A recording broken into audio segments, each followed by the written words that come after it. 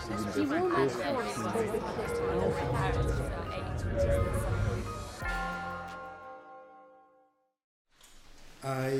will introduce the proceedings today.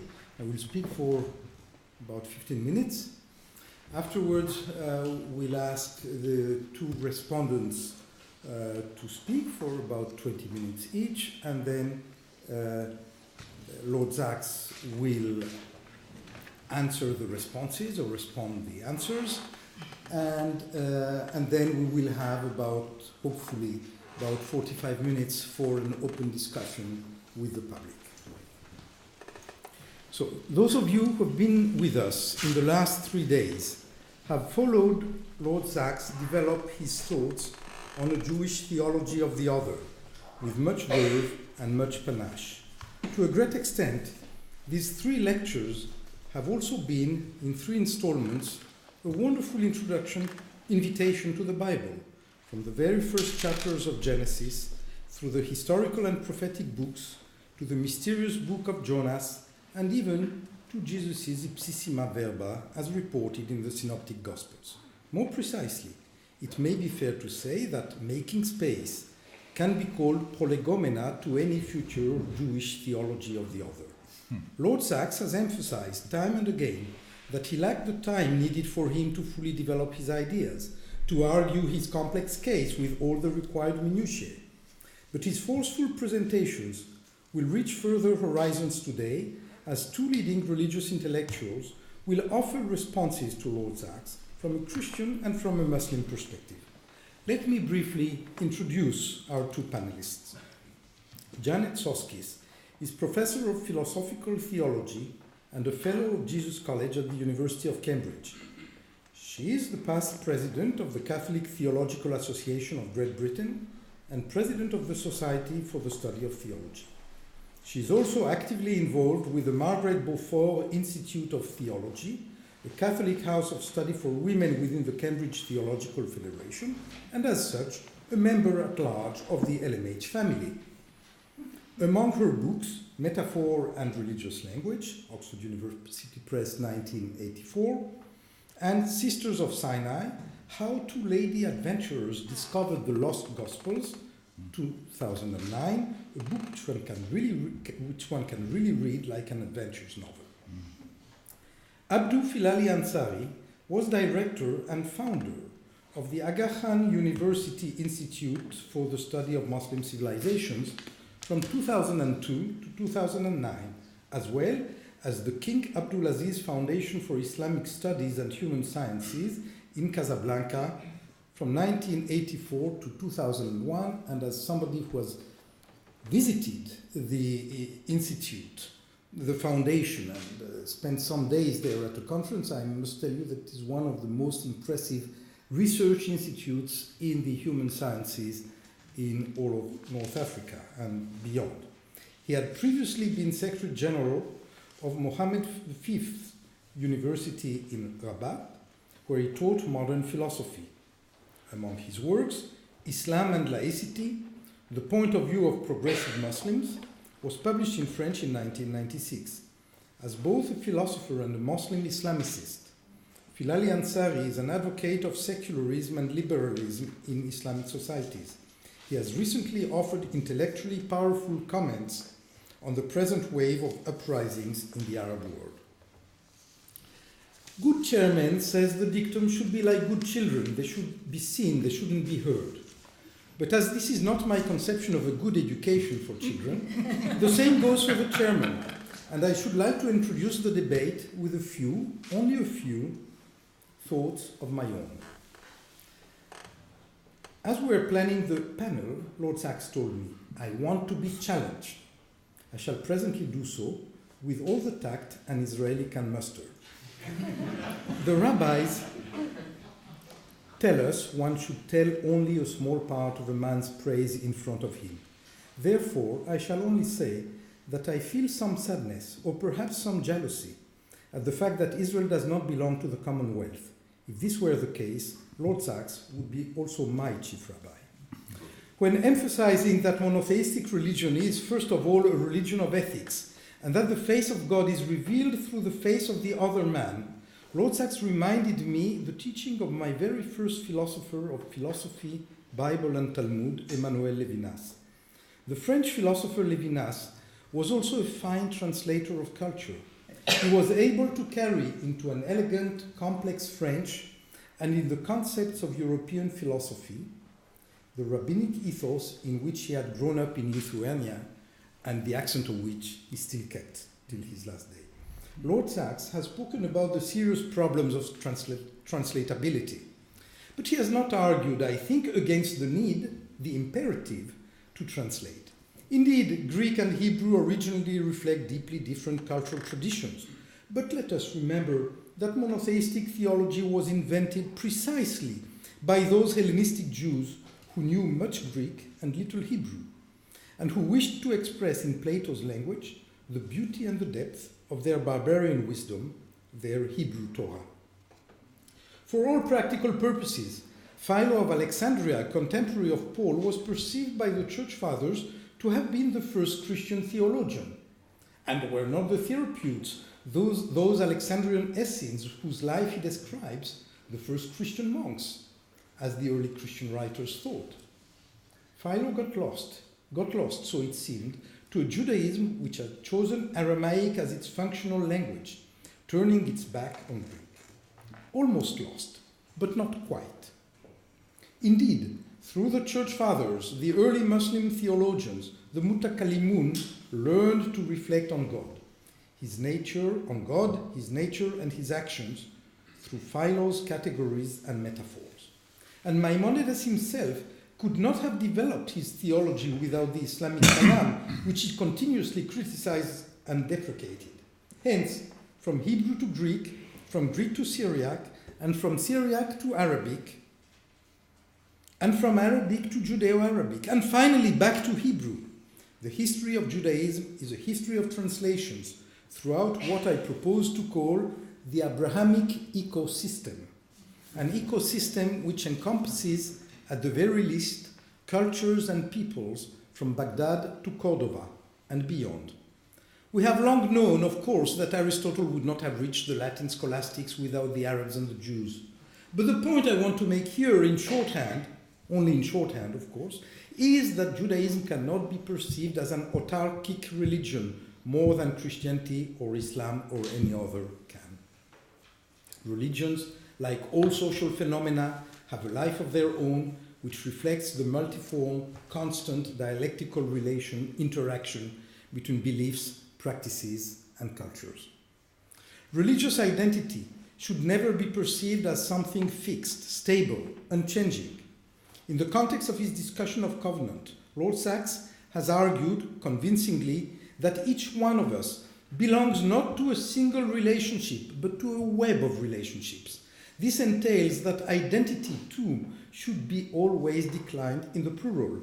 God indeed loves diversity, as we've heard in the last few days, to the point that each one of us should perceive herself or himself as belonging at once to different realms. Now, what I want to argue is that the theological prolegomena developed by Lord Sachs fit very well the state of Judaism in the diaspora, a minority religion, surviving or thriving outside of the political realm.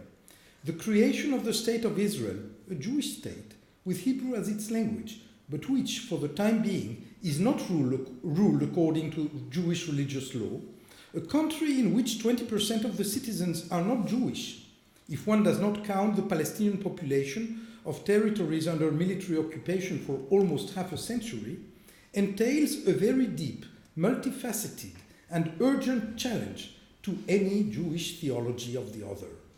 In a sense, the creation of Israel represents for Judaism mutatis mutandis, the equivalent of the Constantinian revolution for Christianity. As we know, this challenge can go on for a very long time. When religions taste power, they usually find it sweet, forgetting about the price paid later, but with a very high interest. I should like to point out here that the relationship between religion and political power is asked in different terms in Islam, as the Prophet Muhammad's Ummah was from the start a political institution. Should a humanistic Jewish theology argue for the total disestablishment of Orthodox Judaism in Israel? From all one can see, the present dynamic seems to draw us all into a maelstrom of radicalization and fanaticism, in which the voices of reason, those demanding respect for the other and justice, social and political, for all, certainly exist, but are expressed only too rarely by Orthodox Jews.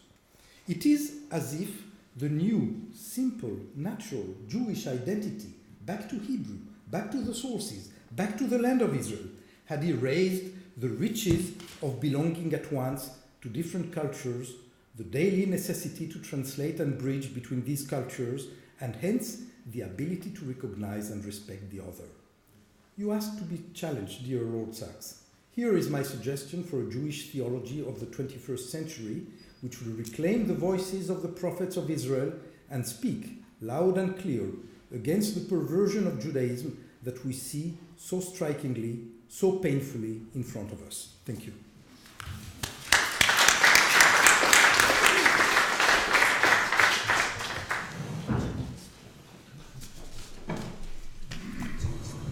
I'm sorry. I'm sorry.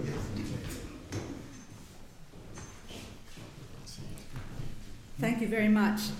It's a great honor to be here and to be replying to these lectures of Lord Sachs. And indeed, thank you very much, Professor Struensand, for the Humanitas lecture project for this invitation. In 1913, a young Jewish philosopher went to synagogue on Yom Kippur, the Day of Atonement. It was not his usual practice. In fact, it seems he was only going to go because he planned to become a Christian. But because he happened to be ethnically Jewish, he wanted to enter the Christian faith, as its first adherents did, as a Jew. But something happened to this man, Franz Rosenzweig, in that service. Something about which he never spoke directly, but the consequence was that he didn't become a Christian. He wrote to a friend a few days later saying that becoming a Christian seems, and I quote, no longer seems necessary to me and no longer possible. But this was not a simple rejection of Christianity. He wrote later to the same friend saying that he understood the church teaching that no one reaches the Father save through Jesus, but added, and then again this is Rosenzweig, the situation is quite different for one who does not have to reach the Father because he is already with him. I want to leave this story suspended here for a moment with respect to the other coming to the brief today that I have from Lord Sachs. Now, Lord Sachs very kindly sent us a question that he wanted us to address, and I should say that neither of us were able to hear yesterday's lecture, so if you're expecting great brilliance on that front, I'm afraid you'll not have it from me. But he did say that he said, we know a way of dealing with Jewish way of dealing with other faiths. The righteous of the nations have a share of the world to come. But the question I'd like to hear from the others is, what space is there within Christianity and Islam for the unconverted other, who as a matter of principle is determined to stay loyal to the faith of his or her ancestors? Now, I did, of course, get the first two lectures, and I want to preface what I'll say specifically to the question by some remarks on these. I liked very much in the first lecture the observation that the good news about religion is that it is about God, but the bad news is it's also about us, because we're the only ones who practice it. And indeed, the wonderful observation that the first religious observance we have in the book of Genesis, that of Cain and Abel, ends in fratricidal murder. So religious is always tinged, like everything human beings do, with the possibility of going dreadfully wrong. However, I did think that Lord Sachs was a bit Hobbesian in that lecture when he continued to ask, what does it take for religions to pull back from violence? Now, certainly from the observation that religions can and have been perennially sources of violence, it doesn't follow, and Lord Sachs knows very well, that they always are sources of violence. And I think, of course, Lord Sachs went on to talk about how little seemed to be learned by the terrible crusading centuries of Western Europe. But it's easy for us here thinking not just about the crusading centuries from 10th to 16th, but an even shorter snapshot of the past 10 or 12 years, to think of religions as always engines of violence and disturbance, and to forget that, for instance, there were Jews in Baghdad from 586 BC until, 1947. I mean, there still are some Jews in Baghdad. And these were Jews who were very happy in Baghdad, who regarded themselves as Persians, who cried when they went. That religions have a great tradition, especially in the East. Christianity, Muslims, and Jews have long and venerated traditions of living together and being real friends. We have to ask what special is happening now, and it's very sad that it's in our own time. We're seeing perhaps the total extinction of Arabic Christianity in Arabic lands. What's going on now that is different? Now, Lord Sachs, as well as making this rather Hobbesian comment about the religions always seeming to be involved in violence, suggested that what in fact forced some reflection was not the battles between the religions, but the battles between Christian and Christian in the wars of religion in the 16th century. And out of this emerging the modern secular state with a possibility of a neutral ground based on shared rationality. Well, if I'm not quite so negative as he is about the Hobbesian position of religion, I'm perhaps not so happy with the 16th and 17th century either. These were very great times, and we're really indebted to them. But on the other hand, they were also times in which religion became rather ossified in a concept that we now have today and find rather constraining. Religion, as we discuss it, as perhaps defined as a particular system, or religion is a particular system of faith and worship practices, is early modern definition. The ancient world wouldn't have recognized religion in these terms, more like different ways. And of course, once you've canalized religion in this way, that it's about what people believe and do, then you do look sideways in the way Lord Sachs has indicated, to say, if this one's right, then that one must be wrong. But I don't think that's necessarily the way people thought in pre-modern times. So this is perhaps the less happy legacy of the Enlightenment. And of course, another unhappy legacy of it was that in the 19th century, Britain and America were able to take this template of religion and press it onto every nation in the world, saying, what's your religion, what's your God, what's your vision of hell? And things weren't religions in this way. It was very distorting, but equally distorting back. Of course, what we came up with out of the Enlightenment period was tolerance in religion. But again, part of what modernity has shown us is tolerance in religion isn't enough. We had tolerance in religion for hundreds, even thousands of years in Baghdad, as I've mentioned.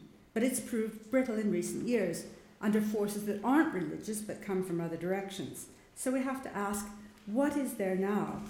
Tolerance can't be enough, because if tolerance at a moment of crisis turns to intolerance almost overnight, almost without people understanding it.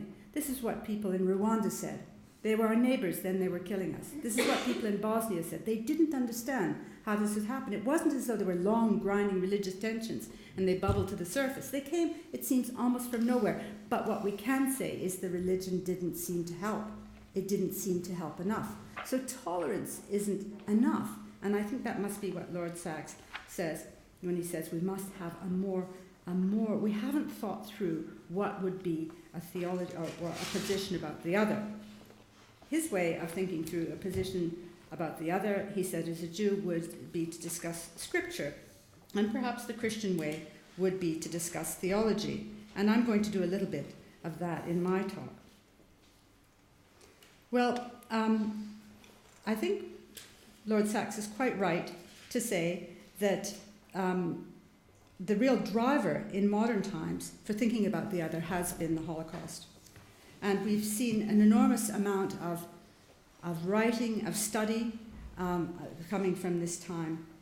And I'm going to talk about that from my own religious tradition, which is Christian, and from my own particular denomination, which is Catholic, by looking at a document that came out in 1965, which is the encyclical Nostra Aetate, which was a document of the Second Vatican Council. And it's very short and available online, and I really think rather beautiful. And its subtitle is the Declaration on the Relation of the Church to Non-Christian Religions. Now it begins, however, not with a statement with what all the religions have in common, but with a statement about what all people have in common. First, they have in common their origin, because God made all people, and then they have their final goal, which is God. So this is something the document is saying all people have in common, whether they realize it or not.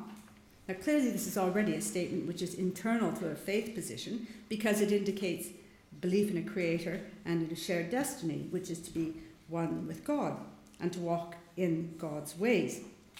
But as such, this statement is not really new, and I think the 1965 encyclical would have been instantly recognizable to the fathers of the early Christian church, to Athanasius, Clement, and Augustine. It would have also been broadly acceptable to most of their pagan friends too, for it was broadly accepted in late antiquity that all human beings, except the most slothful and degenerate, were seekers of truth and sought after union with the good or the one. Most of the philosophical schools with which Augustine was familiar in the 4th century held out such a promise, and Augustine had experimented with a number of these schools. And it would be anachronistic to speak of religions in our modern sense at this period. Better, as I've said, to speak of ways or pedagogies, schools of meaning, ways of behaving and study that might involve meditation, moral practices, even special diets and special clothes. And we know that early Christianity was called by its adherents the way. But this did not mean that other ways were totally without merit. Augustine, for instance, praised the Platonists and various of his pagan friends for assisting him on the quest that eventually led him to embrace Christianity. He would not, I think, have had any trouble with 1965 insistence of Nostra Aetate, that other religions found everywhere try to counter the restlessness of the human heart, each in its own manner proposing ways comprising teaching, rules of life, and sacred rites. And again, these are points that Lord Sachs has made. Religions are seekers for meaning. The document continues that the Catholic Church rejects nothing that's holy and true in these religions and regards with reverence those ways of conduct and of life, those precepts and teachings, which, though differing in many aspects from the ones she holds and sets forth, nonetheless often reflect rays of the truth which enlightens all men. It goes on to speak about the wisdom of Hinduism expressed through philosophy and myth, and the rigor of Buddhism in its pursuit of liberation from the transient. Islam, of course, is praised as even closer, or mentioned as even closer to Christian faith, sharing in a belief in a creator God who's spoken to men and women, and venerating Abraham, Jesus, and Mary. So, as I've said, we've seen a great flowering, not just in Catholic teaching as well, but in all the religious denominations in their interest in other faiths since the Holocaust. Now, is this simply a matter of a liberalization and falling away from long-held beliefs? I don't think so, and this gets to the second of Lord Sachs's lecture about what we do about truth. I mean, we can see something of this in the document that I mentioned, Nostra Aetate's handling of the Catholic relationship to Jews. The encyclical is at pains to point out the indebtedness of Christianity to the religion of Israel.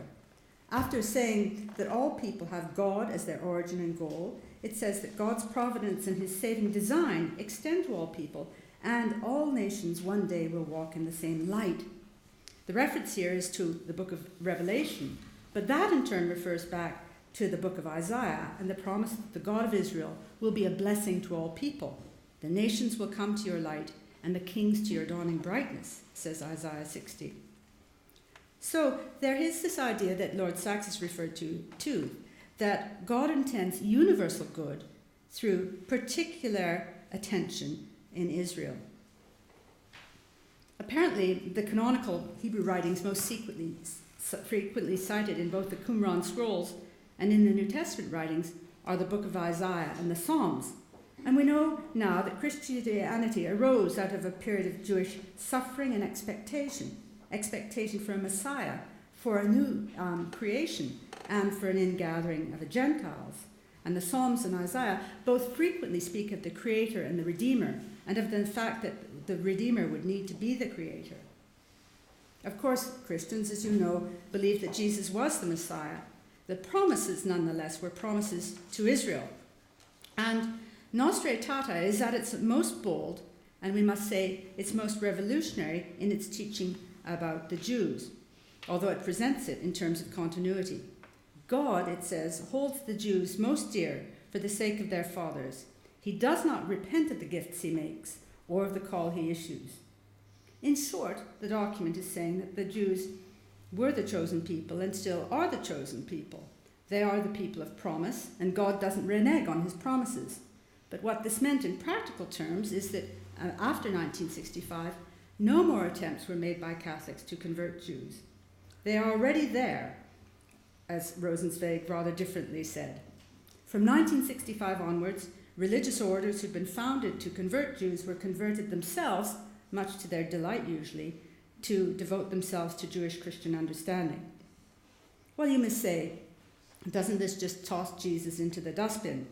And by no means, and there's a certain number of Christians who'd say that. Are there two truths? One truth in which Jesus is the Redeemer, and one in which he's not? I would say not so. Because the Christian claim, after all, is not that Christianity is the true way, or perhaps not boldly, but that Christ is the way, the truth, and the life. And as Christians believe, and Nostra Aetate states, Christ is the one in whom God has reconciled all things to himself.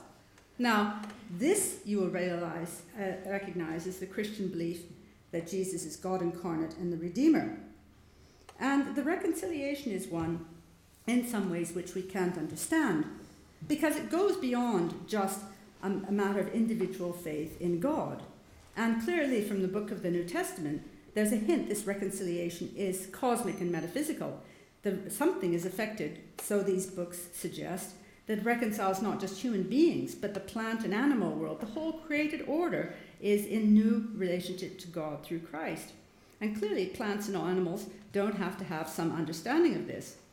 So this is in a way in which this encyclical says, Christ remains the Redeemer in Christian terms. This is our understanding. But it doesn't mean that everyone has to be a Christian. And certainly it never has been the Christian teaching that everyone needs to be a Christian to be, as it were, saved. I like it, the older churches in Rome that are called things like St. Moses's and St. Isaiah's. Well, what is it to be saved? And we'll come to a conclusion. Again, we're hampered by our modern associations with the terms. We think it's to be saved from something, from sin. I'm speaking now for Christians, internally to Christians. But the concept, while containing this, is really much broader. Because salvation comes from the Latin salus, which means health, well-being, human flourishing. Particularly in Thomas Aquinas, that's what salvation is, to be truly healthy. It's not just about what happens to us when we die, but it's about what we are, what we're meant to be now when we live, which is happy, well, and whole. It's to be pointed in the right direction, towards the light in an image favored by the fathers. God is the source of this light and the source of being. To be turned towards this light is to be on the way, to be in via. To turn away from this light is to turn away from the very source of being itself, which is our Creator. To be a religious person is not to have all the answers, but is to be on the way. And it's certainly not to have all the answers about who else is on the way or who else is already there. And here I'm glad that Professor Strumsa invoked Philo, the first century Jewish thinker, in his remarks, because I'd like to return to a little bit of a defense of Philo, because I think that perhaps the chief rabbi in his talk and in his book is a little bit hard on Hellenistic Judaism, a little bit sharp on the distinction between the the Hebrew way of thinking of things and the Greek way of thinking about things. It's certainly true that Christianity emerges from from Christianity emerges a particular fusion of the Greek and the Hebrew. But it's also true that for the 2 or 3 centuries before the birth of Christ, Jews were speaking and moving in a Greek milieu. Hebrew was an extinct language, and most Jews of the diaspora were more comfortable in Greek. The books of the Hebrew scriptures were translated into Greek for these Jews, not for Christians. And there was already developed thinking, Jewish thinking. And I spoke only to one example here of the idea that God is being itself and the source of all being. Now, this was a reading that the Christian thinkers, in a way infamously, put on the story of Moses in the burning bush, where God says to Moses when asked for a name, "I am who I am." Famously, Christian thinkers read this as saying God is being itself. But they weren't just putting the God of Aristotle in there. They did not want out of this a God like Aristotle's God, who, as someone said, is an autistic God, insensitive to people. The God that the Christians wanted to worship was the Jewish God, who speaks to people, who hears, who feels, a loving and personal God. But this God was also something else. It was the creator of everything that is, the creator even of space and time, an idea that doesn't come from Greek thought, but from Jewish thought, creation ex nihilo. And because God creates everything, and all things have their being only in God, God is being itself. But he doesn't create all things indifferently. They're held in their particularity, in their individuality, by God in love at every moment of their being, which brings in, I think, something very dear to Lord Sachs, the diversity of being, the fact that the union of God, the oneness of God, is reflected in the plenitude and particularity of creatures. Thank you.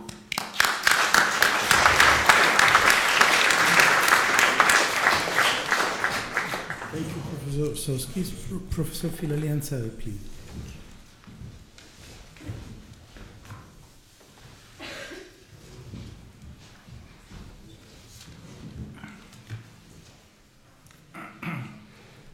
Thank you very much. First of all, I would like to express my gratitude to Professor Strumza for inviting me to take part in this exchange.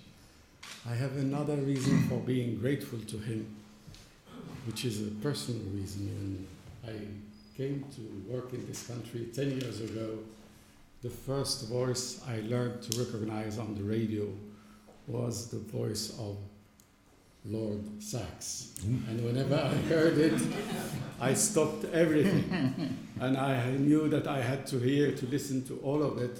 And I really, really appreciate the opportunity of saying to him directly, thank you so much for all what you offer to us in these talks. Now, coming to the question that Lord Sachs addresses to us, what space is there within, for me, Islam, for the unconverted other? I would like, from the outset, to stress one thing. I am not an imam. I happen not to be a faqih or an ayatollah. I have no authority, if I can say, to speak for Islam as such, or to speak as a spokesperson for a whole religion and so on. And I have maybe other reasons to think that this is not the appropriate way to engage in discussions like this. I am rather a lay Muslim, if I can say. I am an academic who has been interested in debates about religion and politics in our time. And this is from where I come. So, in addressing the question, what I would like to do is three things. First of all, I asked myself when I had to prepare something for this discussion, what would an imam, a faqih, an ayatollah respond? So I'll try, first of all, to put on the table what these would have to say to this question.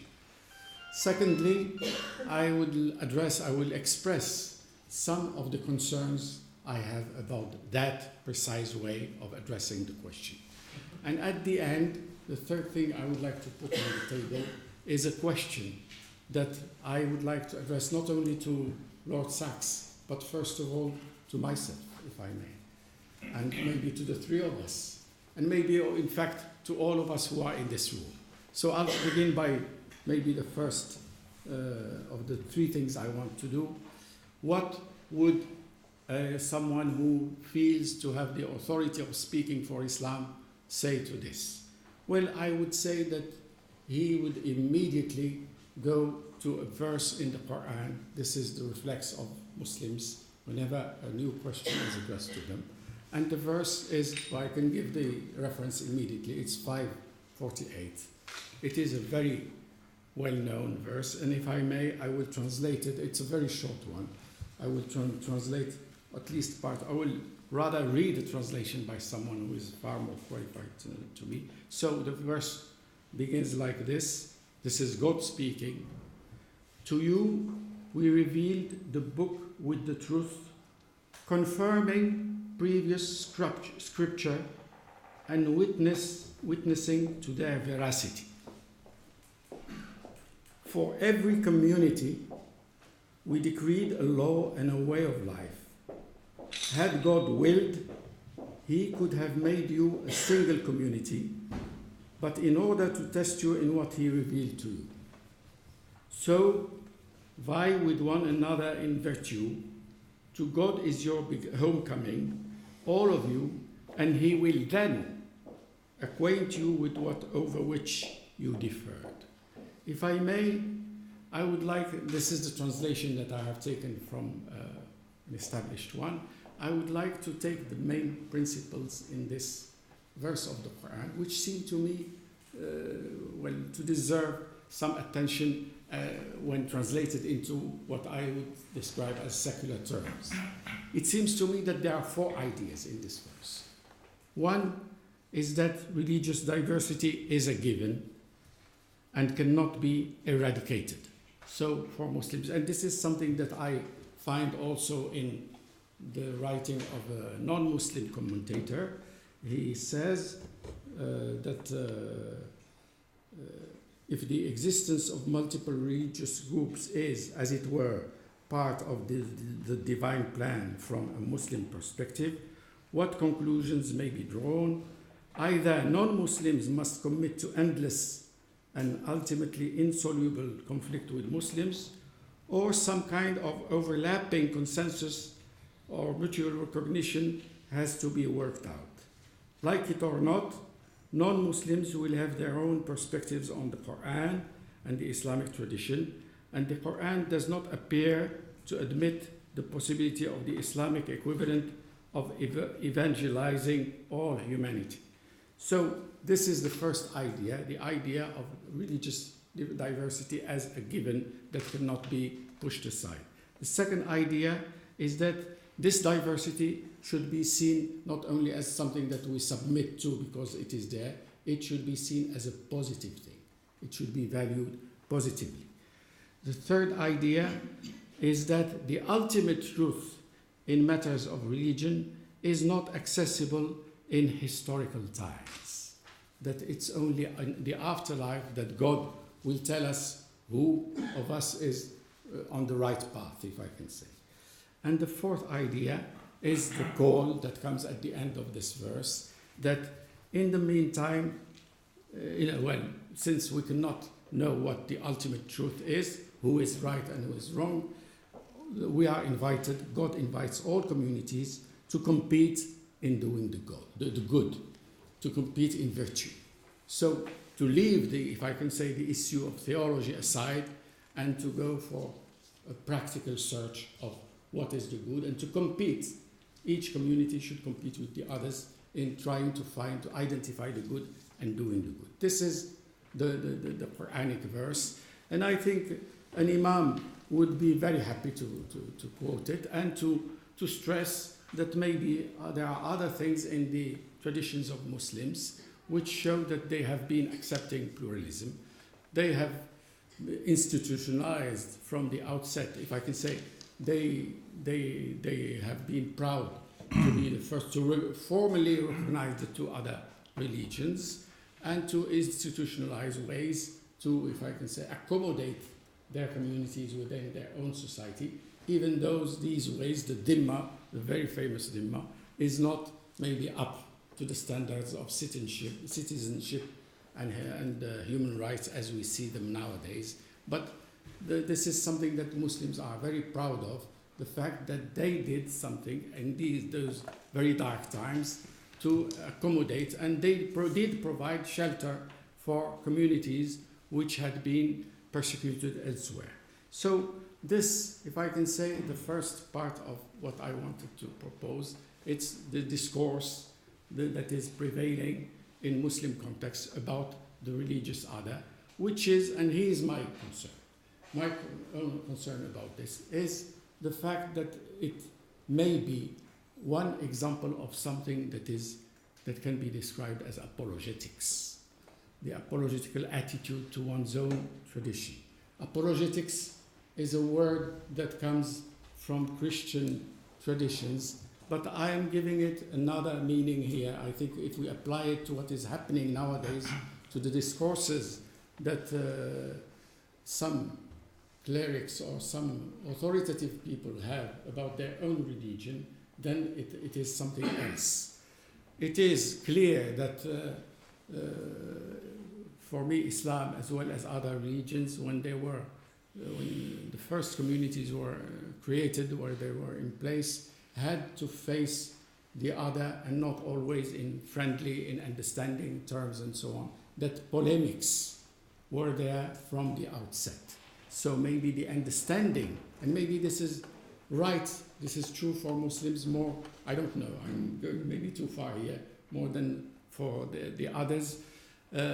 Someone described the early condition where Muslim communities emerged as some kind of sectarian milieu, that it was from the outset, a number of sects which had to defend each itself against the others. So the language, the kalam, the Islamic theology is a kind of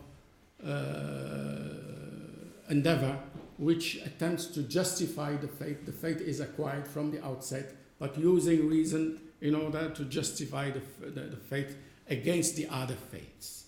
And this idea of competing not in doing the good, but rather in proving that one is right, has prevailed and has, in my opinion, shaped education about religion in Muslim contexts in ways that are not, if I can say, acceptable to us in our times. And this is the concern I have. Apologetics is an attitude. Maybe it's not only for Muslims. I should not restrict it to Muslims. It's something that comes easily to those who speak about their own religion. Someone said that people prefer, when they speak about their religion, to stress or to focus on their values. And when they discuss the religions of the others, they prefer to focus on the facts, not on the values. They prefer to focus on the history of what these people did with their values. So apologetics is again here, and when it becomes the prevailing discourse about religion, it becomes a kind of competition in self-glorification. Apologetics, to take the expression from one contemporary thinker, is an exercise in self-glorification which takes the place of critical thinking, of knowledge, and of scholarship about one's own tradition. When apologetics becomes the equivalent of scholarship, this can lead to the exact opposite to all what the scriptures, whatever good meanings they had called for. And this is my great concern, that apologetics, I am now thinking of my own tradition. I'm not addressing this to Lord Sachs nor to my other colleague, but maybe to my own community, the prevailing of apologetics, and the fact that apologetics are taken as scholarship, as knowledge, as, if I can say, the way to express, to define or to present one's own heritage, leads maybe to turning one's own back to the values, to the core values of the religion, and to placing a kind of veil of ignorance before oneself and before the knowledge of one's own heritage and the heritage of the others. So I come quickly to my third point. I hope I have, I think about apologetics, a lot can be said about the fact that it distracts not only from knowledge but also from real appreciations of the values that each tradition brings to us. I come to my third element, my third point, which is the question that I would like to raise before all of us. My question is very simple and very blunt, if I can say. I would ask whether time has not come for all of us to step back from this kind of apologetics, to step back from this way of thinking of our own traditions, of our own religions. I know that we have been shaped by our traditions. Linguists say that we don't learn our mother language, we acquire it. They make a distinction between the acquisition of a language and the learning of a language. The first language, the mother language, we acquire it. We don't learn it in the same way as we learn another language. Maybe we can say the same about morality, about values, that in fact we acquire them. Our first exposure to the values come through our religious traditions and so on, the way we receive, and we are shaped by these traditions.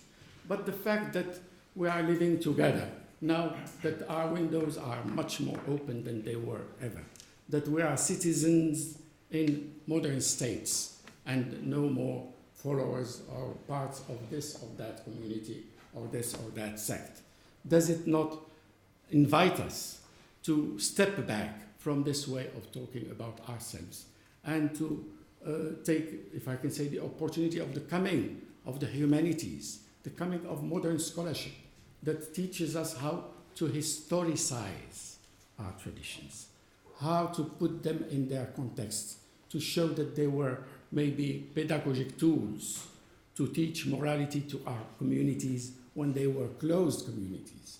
That we now have modern scholarship, we have the humanities, we have the ways to build our perspectives on those traditions, and that we have the ways to engage directly, that now with the humanities, with political philosophy, we have the ways to engage in, if I can say, open debates about values, about morality, using what can be used from our own traditions, not only ours, but also not each one's tradition, but the traditions of the others, but also going far beyond, because our challenges, the challenges we have to face now in the 21st century are far different, well different, deeply different from whatever our ancestors have known. So this is my real question. This is as I said, my challenge to myself first, before being a challenge to my colleagues and to all of us. My question is whether, if we accept these 4 principles, these 4 recommendations that came in this Quranic verse that I enumerated, should I repeat them again? The 4? Yes? Well, I would say the idea that we should accept religious diversity as a given. Muslims are invited formally to accept it as something that is out there and that cannot be disposed of, if I can say, sorry for my English, that this religious diversity should not only be accepted as a fact, but should be valued as something that is good, that we can learn from. The third thing is that we should not try to settle our disputes about the ultimate truth in historical times, that we should put this question to the side and leave it until after life God teaches us who of us is in the right. And at the end, the 4th idea is that we should compete in doing the good. So my question at the end is whether we should add to these 4 a 5th one, that now the good is not something that is given as religious diversity. The good is something that we have to seek together, that we have to define together, on which we need to debate. And that maybe if we add this 5th idea, that the good is something that is open to us, not only to do, but first before being able to do, or while being able to do something about it, to try to define or to work out or to, if I can, explore in whatever way we can have. Thank you very much.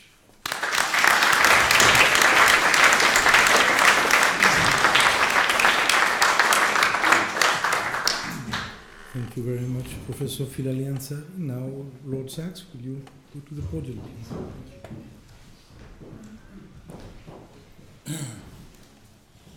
Friends, it is an enormous privilege to sit in such wonderful surroundings but to share a platform with three such wise and gracious minds. And I thank all our interlocutors for their wisdom and for their graciousness. Let me begin, not quite in reverse order, with Professor Bilali Ansari. Professor, I was really moved by everything you have to say, and indeed agree with everything you have to say. You said things that are wise and to which I fully subscribe. Let us just identify them. Number one, I welcome your remark that we must move beyond apologetics. There is a wonderful passage in a rabbinical midrash. It concerns a very obscure biblical law, but nobody understood, the law of the red heifer, which purifies somebody who's come into contact with the dead in order for them to enter temple precincts. And the midrash says a Roman intellectual challenged Rabbi Yochanan ben Zakkai, the great first century sage, and said, your religion is nothing but superstition. You take somebody who's unclean, sprinkle some water over him, and you say he's clean. Now, Yochanan ben Zakkai knew roughly how to speak to his interlocutor, and he said, well, you believe in exorcism, don't you? And the Roman said, well, yes, of course. Well, that, he said, is what the red heifer is. A person is possessed by an evil spirit, and we do an exorcism, and the evil spirit goes away. And the Roman said, interesting, yes, now I see it, and went away very happy. At this stage, when the Roman had left, Yochanan ben Zakkai's disciples turned to him and said, well, you've given an answer that satisfied him. Now could you give an answer that will satisfy us? And it is that second question, what will I answer myself, that Professor Bilali Ansari rightly said. Apologetics is what you tell the other. But when the other has left satisfied, you are still left with that inner question. And that means to move beyond apologetics means to wrestle with oneself. And that ultimately is music to my ears, because I come from a people whose name Israel means he who wrestles with God and man and prevails. Wrestling is the Jewish thing. Secondly, I profoundly agree with your idea that we should, indeed the Quranic idea that we should compete in doing the good. That, of course, is Lessing's famous parable in Nathan the Wise. You know, let each religion prove that it's the true religion by doing good and finding favor in the eyes of humanity. And thirdly, I once asked Prince Hassan of Jordan, what will bring our two faiths together? And he very wisely said two things. Number one, the memory of Al-Andalus, of convivencia, of that time to which all our speakers referred, I think, when there was a creative interchange of ideas between the great Islamic scholars and Maimonides and then Aquinas, that extraordinary moment, blessed moment in Spain in the 11th to 13th centuries. And secondly, he said, our shared tears. Perhaps the fact that we all suffered for our faith will bring us together. So I simply want to say, as we say in our faith, Amen, Amen. I agree with everything. So that is that. Number two, Professor Strumza, yes. I did not mean in any conceivable way to suggest that Judaism is an enclosed faith whose conversation is entirely with itself. On the contrary, Judaism has interacted with its environment and learned from and gained from its environment all the time. In fact, we pinch all the best tunes, and I was absolutely struck years ago watching a film. Was it called The Deer Hunter or something? And there's a Polish Catholic wedding, and they're all singing a song, and I'm saying to myself, how come they're singing this Jewish song, which comes from all Jewish weddings? And then you suddenly realize that's where the Jews got it from. It was originally a Polish Catholic song, it became a Jewish song. And, that's how you do it. There was a rabbi in Israel called Rav Chalap, who was a disciple of the first great Rav Kook, Rabbi Abraham Isaac HaKohen Kook, who said, Judaism has borrowed ideas from all sorts of cultures, but when Judaism borrows an idea, it undergoes conversion. Do you understand that? You take it within and you naturalize it, and all of a sudden it becomes a Jewish idea.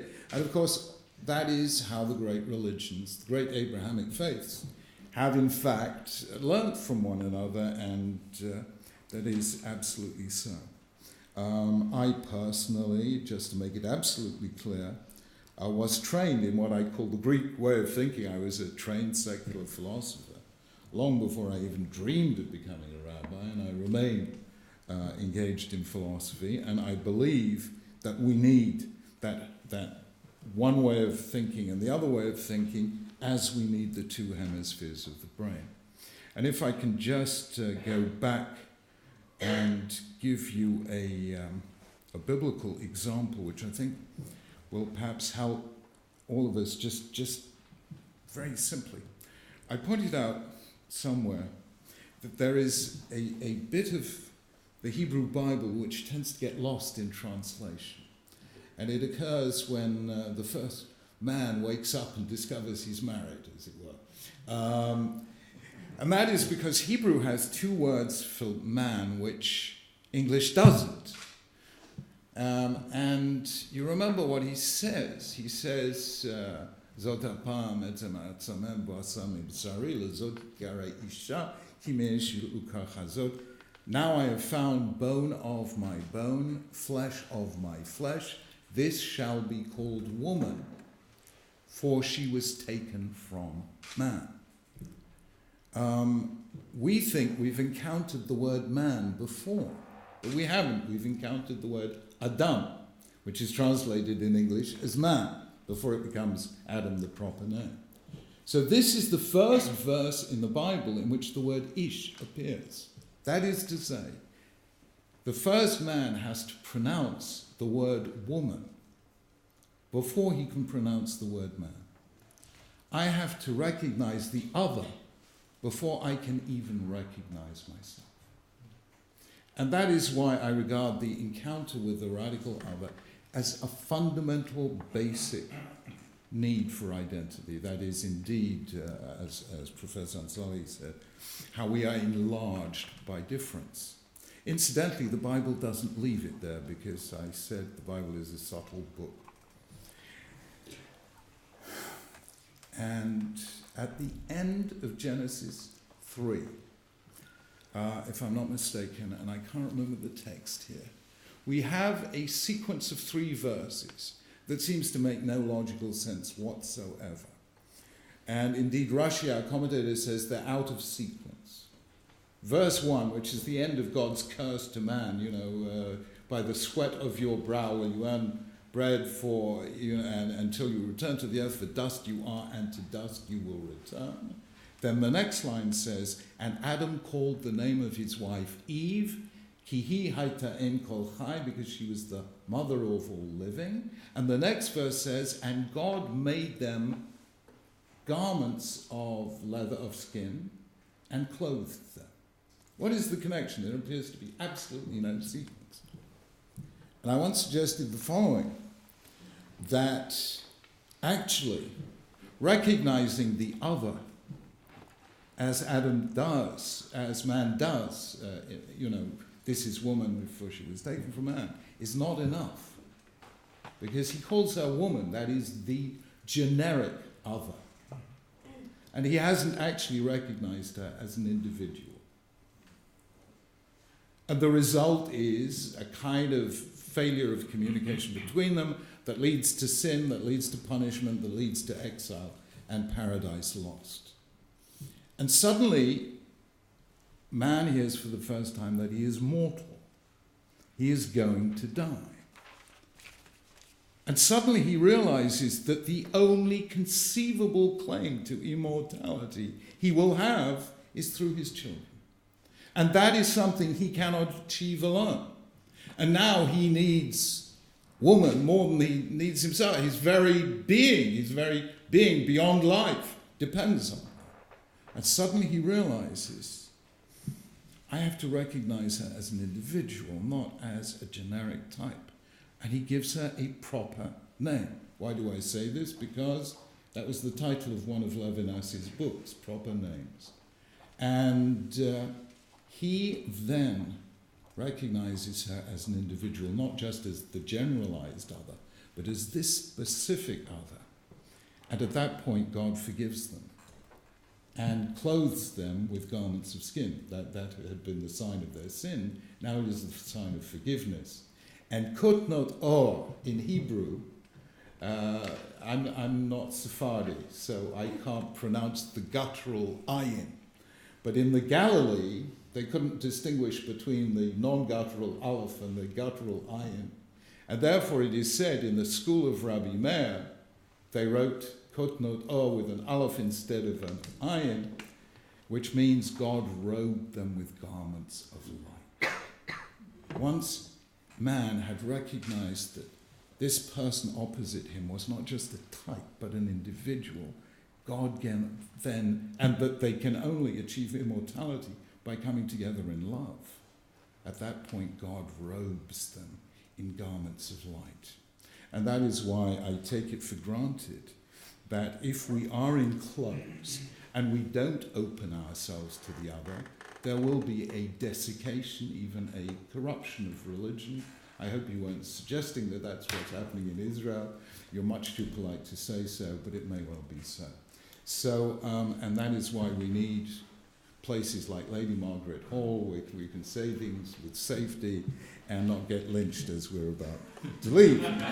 So, yes, Professor Strumser, in Israel, as everywhere else, religion must be deprived of political power, and religion must be open to the other.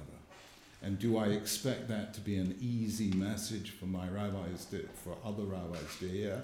No, because when I said it in my book, Dignity of Difference, I was almost excommunicated. And I have to tell you that to excommunicate a chief rabbi, that's really going something.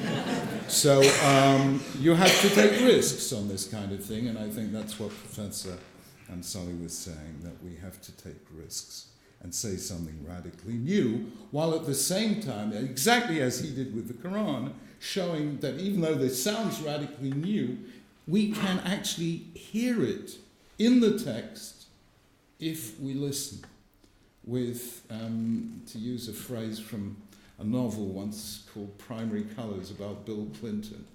I don't even remember this Joe Klein novel. He uses the phrase very early on, aerobic listening. And I think that's what dialogue needs. It needs aerobic listening to the other. So now we come, Janet, to your very wise remarks. Well, of course, I put things in an extreme way, and I understand that you heard what I was saying in a kind of Hobbesian way. And with this, we come to the point. This is a wonderful academic environment, and we can speak gently and openly and tolerantly. But within and behind what I'm saying are many generations of tears. Yesterday, the Queen, on the first public occasion of her Diamond Jubilee, was with us at a gathering in Lambeth Palace, representatives of the 9 major faith traditions in Britain. And the idea was that each religion showed the Queen something of their faith that she could relate to. And what we showed her was a manuscript brought over from New York for the occasion, a manuscript of a codex of the Mosaic books and some of the prophetic passages, handwritten, of course, on vellum, dated 1189. The only extant dated Hebrew manuscript from the first settlement of Jews in England. And I think of the history of that manuscript, dated 1189. In 1189, Jews had good reason to feel secure in England. Nothing really, no cloud had appeared on the horizon. 1 year later, the Jewish community in York was massacred. 100 years exactly after that massacre, Jews were expelled from England by Edward I in 1290. Somehow, the book was saved. Our suspicion is it was looted and then sold to Jews on the continent. And that is the only little fragment of the entire Jewish pre-expulsion community that remains. And Janet very rightly said in relation to Rwanda and Bosnia, it is terrifying how quickly and suddenly neighbors can become enemies. In Rwanda, the Hutus and the Tutsis had been intermarried and living together for decades. And then, in a spell of 100 days, 800,000 people massacred, mainly by machete. And these were people who lived together as friends. I don't take a Hobbesian view of nature, that without government life would be a war of every man against every man. Maybe these things happen only once every many centuries. But they are such ineradicable stains on the human nature that we have to guard against that possibility insofar as we can. I don't believe that Germany prior to 1933 was seen by Jews as an anti-Semitic nation.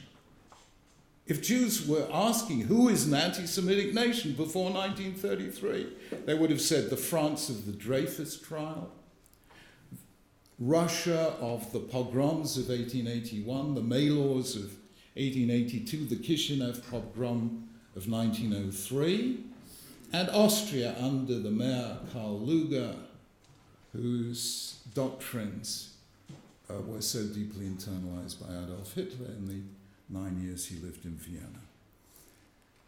Germany was not a particularly anti-Semitic country. And yet the speed with which Jews became non-persons is still stunning to me. I still don't begin to understand it. So we are not dealing here with a situation in which, take away, that religion is liable to create violence. It isn't.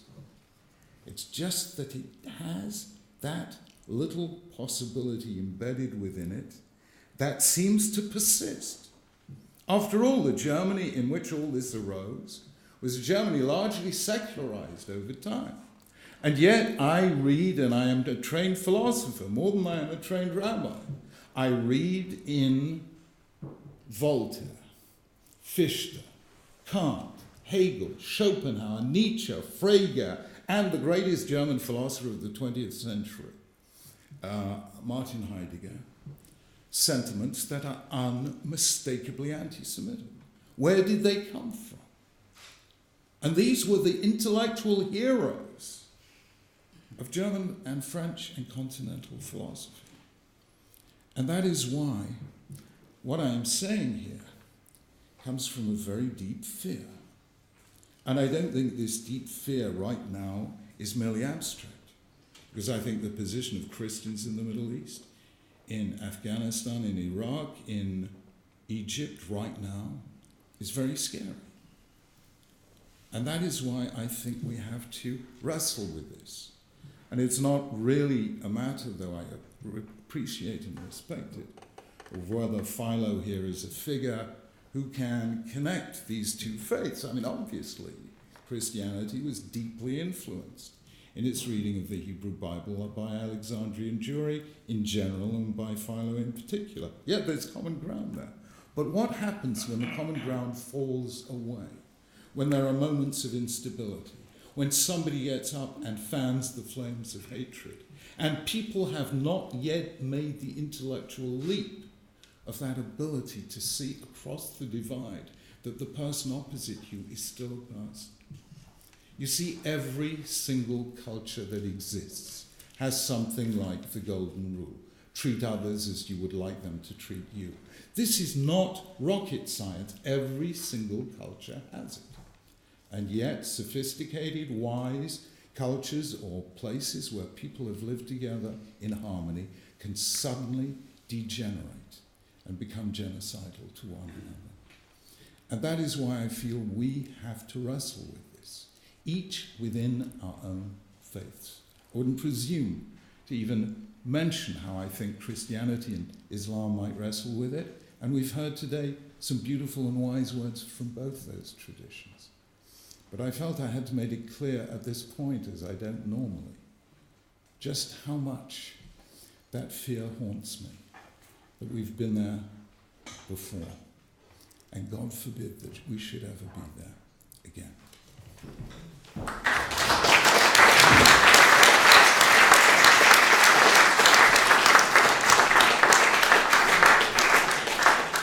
How does one say Amen? Yes? Look, we are quite on time.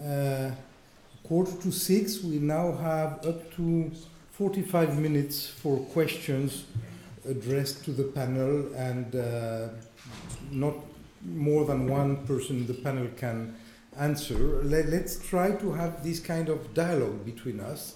And who's going to start? Yes, please. Over there. Wait, the mic is coming to you. Hi, I'm Tereska Lynham from the University of Oxford.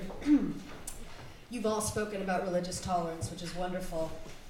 But I want to know what you think about what we do today about religious evangelists of all faiths. And what I mean by religious evangelists are those who not only believe that theirs is the only path to salvation or God, but that everyone must follow their path exactly or suffer the consequences of hostility and often violence. I posit that religious bullying is the most severe and dangerous of all harassment, and often the root of both domestic violence and international terrorism. And while most scholars understand that such extremism is absolutely contradictory to Scripture, and certainly most religious authorities, they seem to be rather silent when it comes to this sort of evangelism and extremism. Thank you very much. Any of the panel can answer. How interact with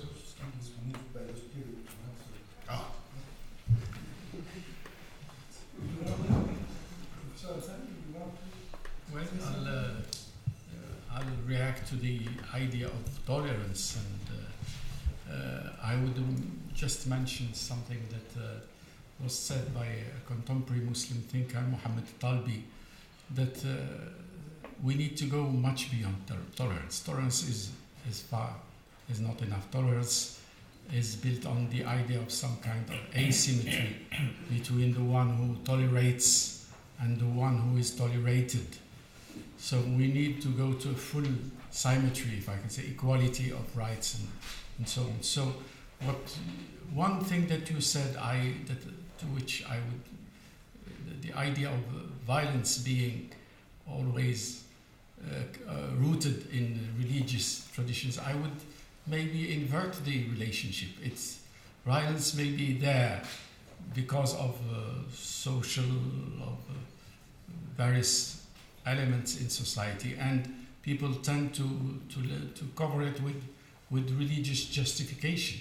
So many things that, for my case, if I can say for the case of Muslims, many things that are said to be part of Islam are in fact local customs or local things, and people tend to just label them with the Islamic label so that they feel more comfortable about them. This means that they are not feeling very comfortable about what they are doing, but they need some kind of umbrella or some kind of thing to hide behind it.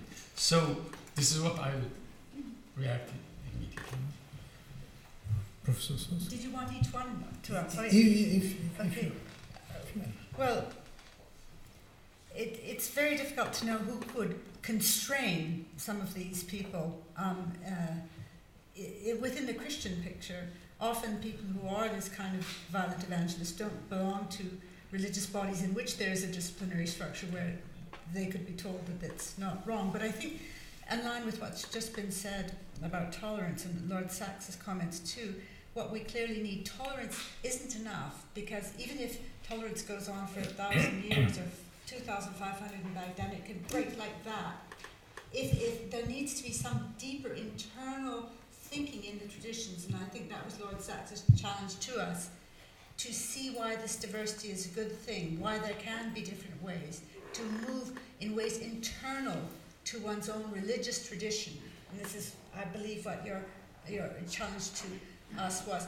Ways internal to your own tradition to think through something beyond tolerance, how it's religiously positive to have this diversity, and these people can be themselves and still be captured in the love of the God that you worship.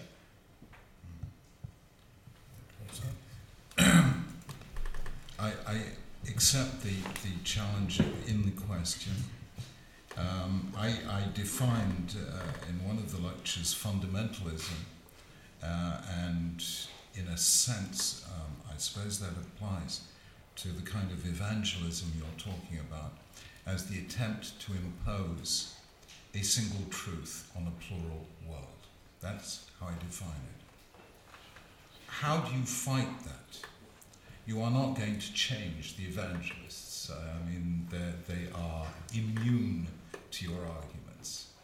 So you have at all costs to avoid the situation about which W.B. Yeats speaks in his famous poem about things before part, etc., where he says, the best lack all conviction, while the worst are full of passionate intensity. You've just got to make sure that your side is full of passionate intensity as well, so that there is a counterforce. Now, what do you do in order to do that? I believe you have to do two things. Number one, you have to challenge your own tradition.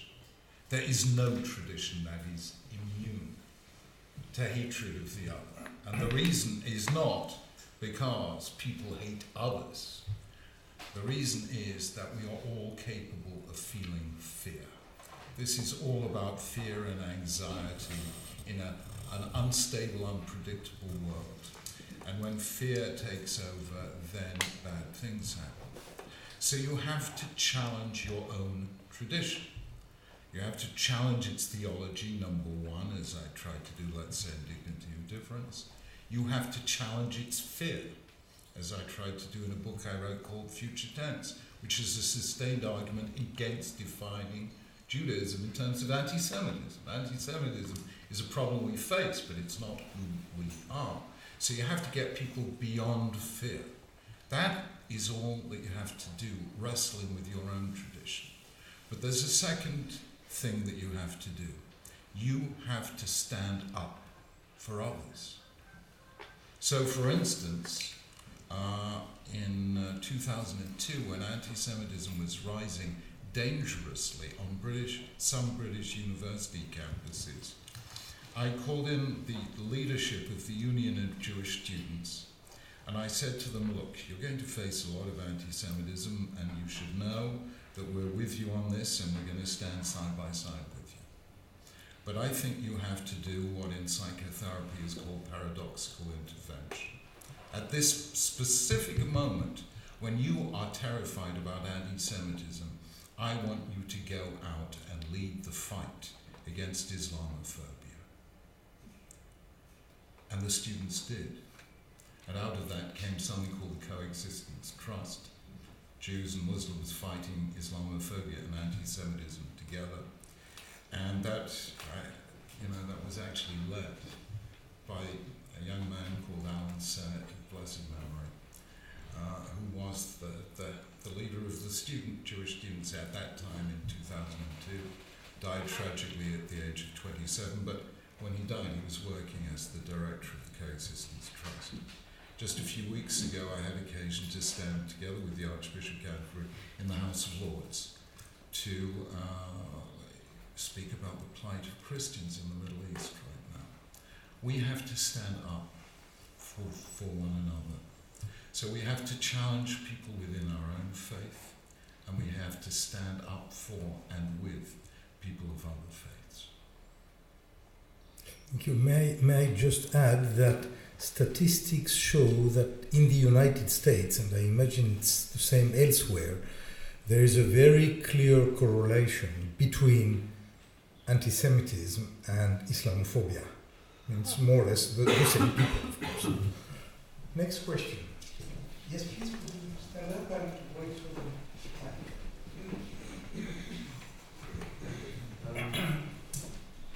if we want, if we want more in the way of diversity, perhaps it might be salutary to do away with the totalizing, systematizing aspect of religion and deal with what John Donne called the hardest object of the psyche, the individual. And I think of those words of Rabbi Warburg, who said that God is in the details. And likewise with Victor Galanx when he called Jesus the supreme particular. That's the thought. Who wants to take the question? What's that? Absolutely. I mean, the fugue that exists within any culture is between valuing the individual and valuing those matrices within which individuality is empowered and sustained. About which, for instance, T.S. Eliot wrote very beautifully in that essay called Tradition and the Individual Talent. In order to be an individual, you have to internalize a tradition that was not created by individuals. So there's a little fugue here going on. And I was actually really very moved. There was a Catholic historian, still alive and still well, called Paul Johnson, who wrote a book called The History of the Jews. He wrote a very impressive history of Christianity as well.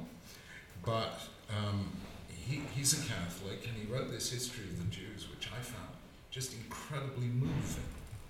And I asked him, you know, Paul, you must have spent years studying Judaism as a Catholic. I mean, what actually struck you most about it?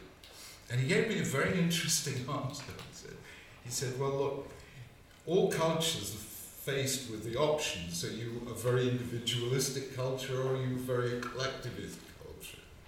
And some cultures have been very individualistic, Italian Renaissance, 4th century BCE, Athens and so on and so forth, and some countries are very collectivist. He said Judaism is the best example I know of a culture that both values the individual and the community. And that, of course, was his way of saying what Hillel, the great first century Christian century sage, meant when he said, if I am not for myself, who will be? If I am only for myself, what am I? So I agree, there is that fugue, and we must never allow the collective to devalue the individual. But at the same time, the individual needs nurturing in human networks, family, community, tradition, and so on. And striking the balance right is a continuing, ongoing challenge. I don't know if I heard you correctly that you're suggesting that getting rid of religion would somehow enhance individuality in the particular. I would think that in a modern British culture, the religions are a great stopgap projecting the distinctiveness of the individual and particularity. Particularly, for instance, if you look at attention to the elderly and ill, the mentally disabled, and the way that, you know, it's really the religions that are fighting to say these persons, no matter how different, no matter how deformed and challenged or whatever, they're still fully in the image of God and they need to be protected. I think there's a great deal in all three of the religions that are represented on this panel that is interested in the intensely and acutely particular. And as Lord Sachs has said, this seems to be central to their dynamic, the tension of the universal and the particular. Yes, sorry, I wasn't wanting to suggest that you should do away with religions. I just think perhaps shifting towards that aspect, which is the individual.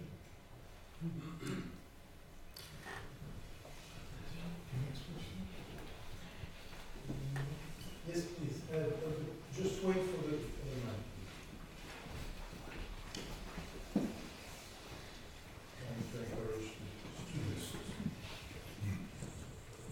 Thank you very much for being here. My name is Patricia Sanford from St. Antony's College.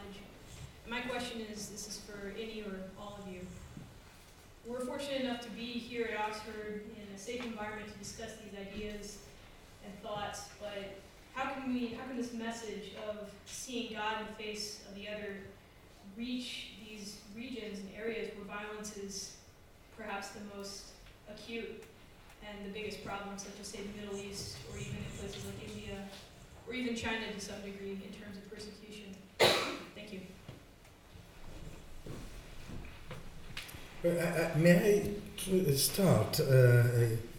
Is this all right, members of the panel? I read in Le Monde yesterday, or the day before yesterday, a letter from Jerusalem. And the Le Monde is not particularly known as a pro-Israeli newspaper, and the journalist there described how a group of ultra-Orthodox Jews are providing immediate, urgent help to Palestinians wounded on road accidents, for instance, and so on. And then through that, Palestinians who were helped, it's called Hatzolah, the movement, have decided to create a similar Palestinian movement which would also provide help to Jews in trouble, in immediate danger. And now they've created a joint movement. So such things happen. I mean, they don't always make it to the newspapers, but through the other, people certainly can discover, can find, even when they are orthodox in their own faith, can find a proper reflection of their faith through helping the other. I mean, that happens, but I don't want to presume of what other people will say.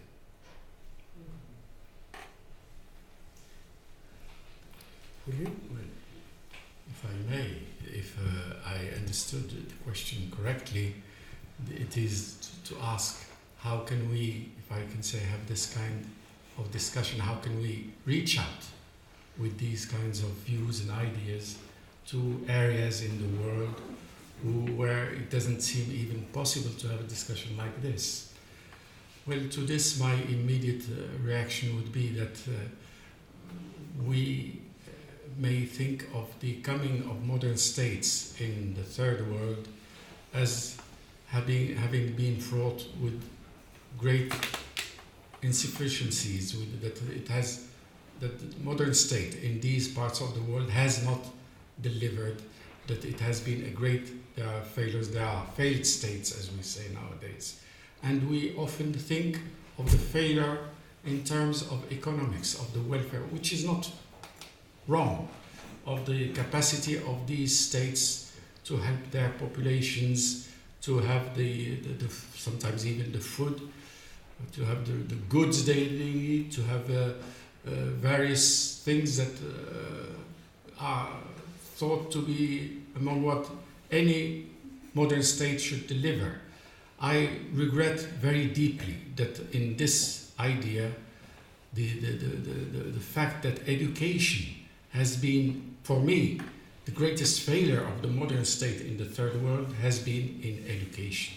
Much more, even if the situation is so dire on the economic side. We were talking about Egypt a few moments ago, and we thought that how can you even imagine that some positive evolution could happen in a country where it is so crowded, where the demography is such a huge problem. And it is true. But for me, again, the great failure of the modern state has succeeded, if I can say, has delivered when it has delivered on education, when it has educated, and not only providing education in the the areas where it is useful for the population to have good, well-trained people in medicine or in engineering and so on, but mainly in the humanities. I think that what our humanity has reached in modern times is this capacity of rethinking itself through the prism of these new perspectives brought by the humanities, by the social sciences.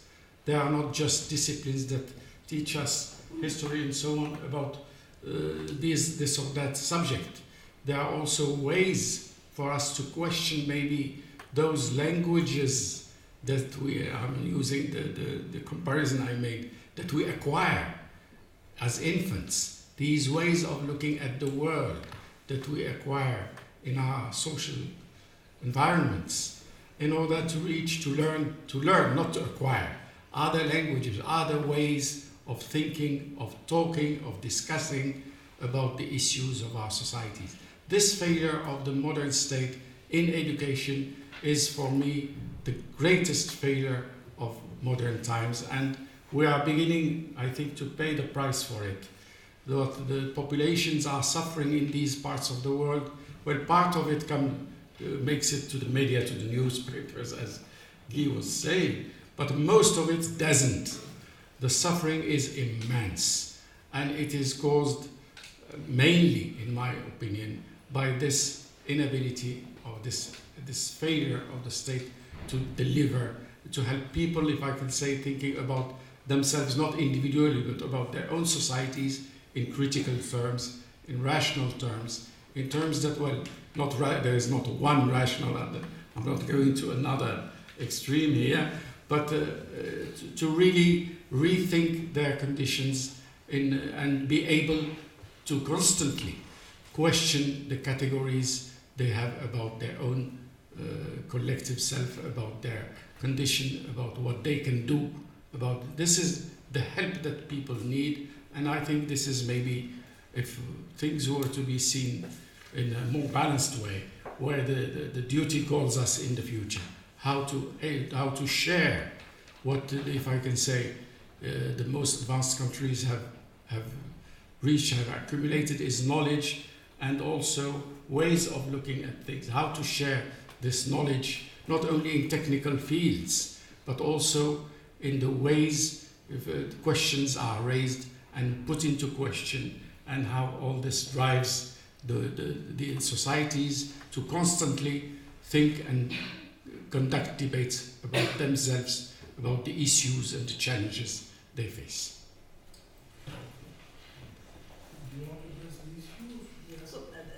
Very briefly, I think we need to, this question about violence, and since we're discussing religion here, I was glad that Rwanda's come out, because in Rwanda, Catholics killed Catholics, Lutherans killed Lutherans.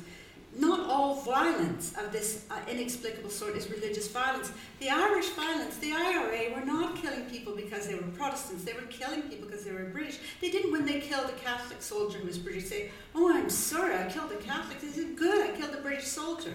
Now this was really annoying for Catholics at the time. It would be put up, "Oh, the Catholics and Protestants, why can't they get on?" It wasn't about religion. The Catholics weren't killing people because they didn't believe in the real presence in the Eucharist.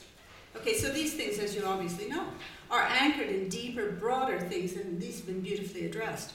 But the point is, shouldn't religions be able to do more to address them? And of course, the religious groups do work heroically and are often ill-credited with all the work they do in these terrible things. And then there's other cases where it's not so good. But just to say, it isn't as though, because sometimes in the press you get the feeling, it's all about these religions. They so hate each other. Richard Dawkins usually describes the Israelis and the Palestinians. He says, "Look how bad religion is. They don't get on." He never mentioned that there were Christian Palestinians. How does that fit in? So I think we need to realize that religion is a tribal marker of some sort, but it isn't necessarily the precipitate cause. It may be a dividing line in many cases, but not always. I echo both of those points, and they're very fundamental. Perhaps the third point one might make is this. About 12 years ago, when George Carey was the Archbishop of Canterbury, a number of people felt that religious leaders might help advance the cause of peace in the Middle East. The Israel-Palestine thing and more generally. In fact, Princess Anne of Jordan and myself actually sat with him to tell him how important we felt it was.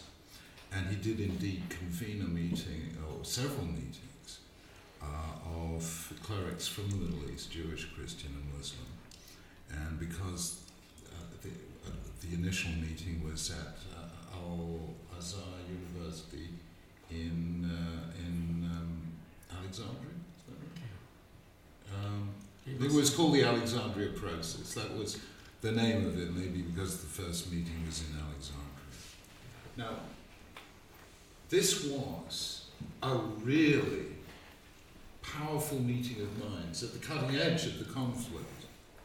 And exactly as has been said very eloquently and by Professor Strumse, among others, just now, very often religious people understand each other across what seemed from the outset to be deep divides, because we all understand what is holy, we all understand what is reverence, we all understand what is a sacred text. And very often when you put religious leaders, even, okay, there are moments of extreme tension, but those tensions get contained and eventually resolved. And the Alexandria Process did magnificent work. The real issue was that it didn't mesh with the peace process at any level. It was not identified as track 2 diplomacy.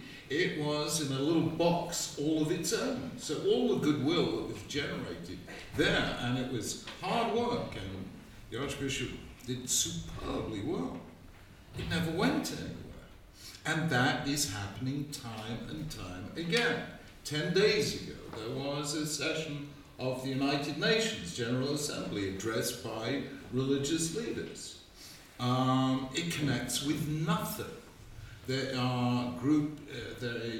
was a group of religious leaders each year at the World Economic Forum in Davos. I went 3 or 4 times, I stopped going because it didn't mesh with anything else.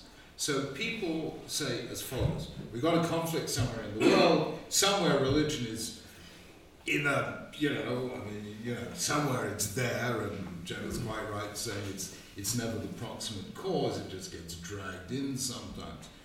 And so let's give a session to the religious leaders, and Bob's your uncle. So this enormous power for metanoia, for reconciliation, which exists within each religious tradition, is not being harnessed. And it may well be one of the most powerful ingredients, whether we're talking about any country. We're dealing with a whole lot of countries right now that are suffering really fraught conflicts. And somehow or other, the political process is paying lip service to occasionally inviting religious leaders, but is not using the positive energy that they generate and not allowing it to mesh with the process. And I think that is a great opportunity lost. There was a question here. Please try to make the question as sharp and as pointed as possible. I'll try. What I'm interested in is whether the only turn here is towards, if you like, the more generous-minded, if you like, liberal side of religions. We've certainly heard, a very generous-minded view of Islam and Christianity's abilities to engage and perhaps downplay some of the ultimate truths that for many members of those religious traditions are actually very important. We've heard talk of fundamentalism and apologetics needs to disappear. Actually, I think there are lots of people in the core of their faith who would still regard evangelism and apologetics as very important, but wouldn't want to call themselves fundamentalists. But the danger is that they are passed by these kind of interfaith love-ins, because actually they still want to hold on to ultimate truths which do say, well, I go to my synagogue because I happen to believe that that is true, in a way in which what's going on at the church or the mosque isn't. And how does this kind of discussion not just engage with perhaps other secular voices, which are very pleased to see religion in its box not causing too much trouble or violence in the world, but actually engage with people who aren't rabid fundamentalists, but are sincere believers who do happen to believe that they're engaged with ultimate truth, which does create a problem of some sort in relation to those who are other, but doesn't necessarily need to be an insurmountable problem. This certainly was a sharp question. I'll start because I think I did choose the Vatican encyclical not simply because I'm Catholic, because it's a conservative Christian document which is insisting that Jesus Christ is the Redeemer of the world. But it is trying to find a way to gloss that, to be a way that doesn't necessarily mean that everyone has to know or say that Jesus Christ is the Redeemer of the world. Now, lots of people will say that's terrible temporizing, but I think it's very interesting in this document that it's trying to do that, because I think you're right.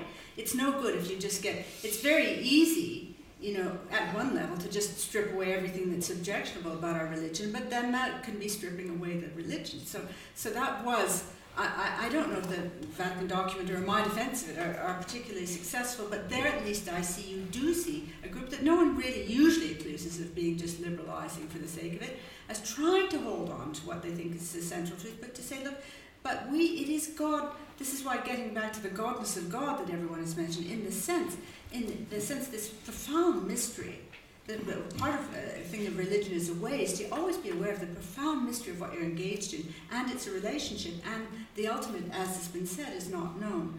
But that to understand you're doing this within this framing that is very precious to you, and you want to keep it, that seems to be something that we must admire too, and keep while we go on this way further.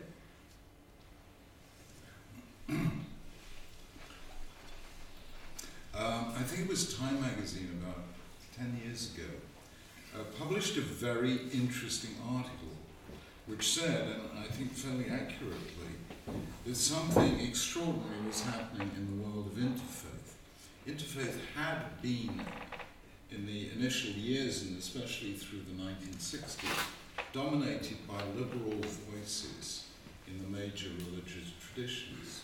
And the article pointed out that situation is now dramatically changing. And it is the orthodox, or small c, conservative voices within the main faiths that are now leading the interfaith program. And that, I believe, is true. And I believe it's also necessary, because it is very easy to get on with a fellow relativist. It is at the sort of dogmatic, orthodox, conservative end that it is really necessary. And if you haven't succeeded at that level, you haven't succeeded. So I think this has been a massive and momentous change in the last generation, that now it is the orthodox voices that are leading in this field. Except, I mean, I don't mean to imply that we don't want everyone to be engaged in it, but that's what's happening. The question reminds me of a book by a French philosopher who is unfortunately a little forgotten, Henri Bergson. The two sources, les deux sources de la morale et de la religion, the two sources of morality and religion.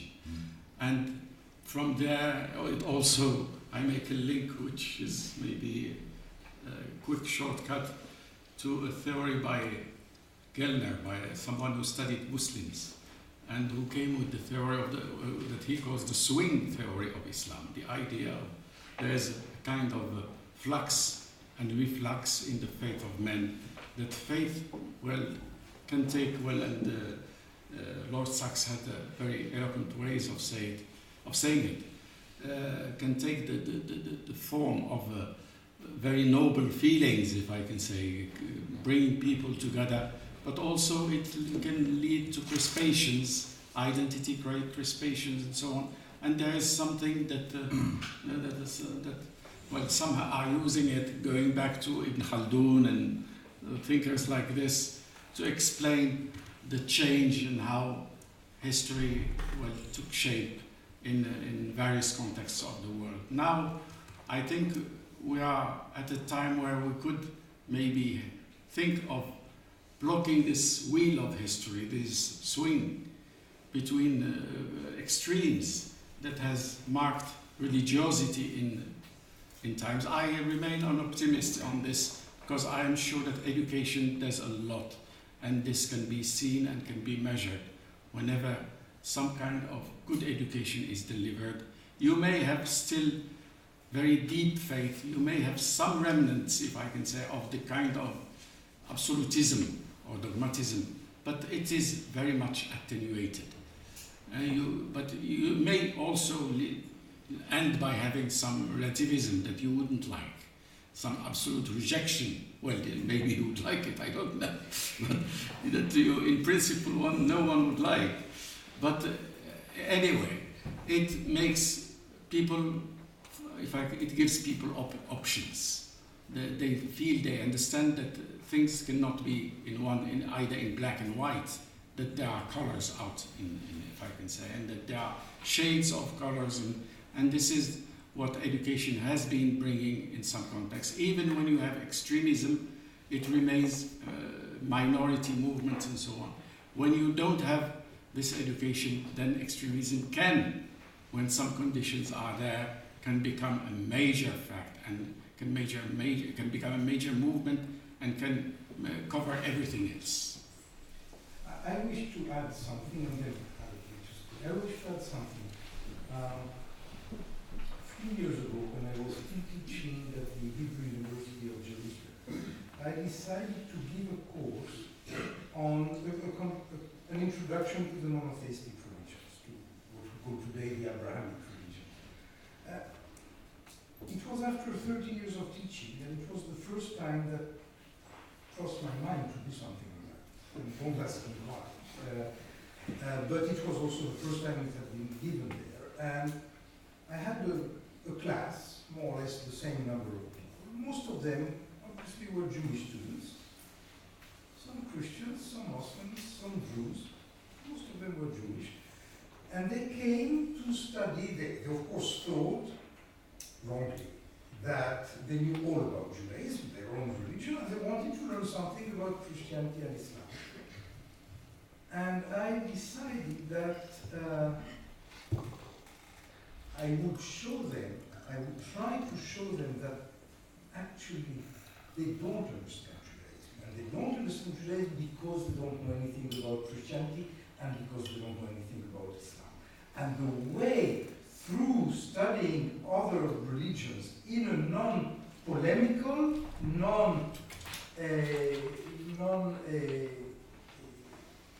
non-polemical and non-defensive manner, but objective, they would, through what Wittgenstein called the family resemblances between their religions, they would see where the differences were and where the similarities were, and they would better understand not only the structures but also the historical development of Judaism.